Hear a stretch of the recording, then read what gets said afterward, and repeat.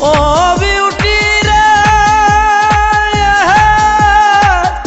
এখন আমার যে অবস্থা রে, আরে ও বিউটি ছিল না তো আগে। তোর সাথে কেউ কথা কইলে খারাপ কেন লাগে বিউটি রে, তোর সাথে কেউ কথা কইলে খারাপ কেন লাগে।